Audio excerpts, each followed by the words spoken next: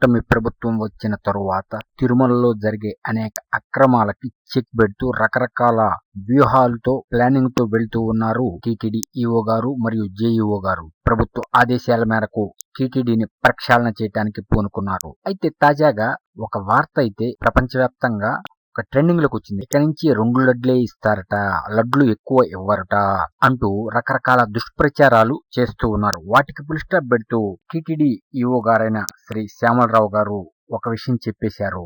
మీకు దర్శనం లేకుండా, అంటే ఎవరైతే దర్శనం లేకుండా లడ్లు కావాలి అని వెళతారో వారికి ఆధార్ కార్డు చూపిస్తే 2 లడ్లు ఇస్తారు. అదే మీరు కాని దర్శనంకి వెళ్లి ఆ టోకెన్ గాని ఉంటే ఎన్ని లడ్లైనా ఇస్తారు. బాగా గమనించారో లేదో, మీరు గాని దర్శనం చేసుకోకుండా వెళితే, అంటే మాకు లడ్లే కావాలి అంటూ వెళితే ఆధార్ కార్డుకి 2 లడ్లే ఇస్తారు. చూపించాలి ఆధార్ కార్డుని ఎంటర్ చేసుకుంటారు, 2 లడ్లు ఇస్తారు. ఆ తరువాత మీరు గాని దర్శనం చేసుకుని ఉంటే, ఆ టోకెన్ గాని మీ దగ్గర ఉంటే ఎన్ని లడ్లైనా ఇస్తారు. గుర్తుపెట్టుకోవాలి ఈ విషయాన్ని బాగా. కారణం ఏమిటంటే అవుట్ సోర్సింగ్ ఉద్యోగులు ఈ లడ్లలో ఉన్న ఐటీ విభాగంలో ఉన్నవారు అనేక అక్రమాలకు పాల్పడ్డారట.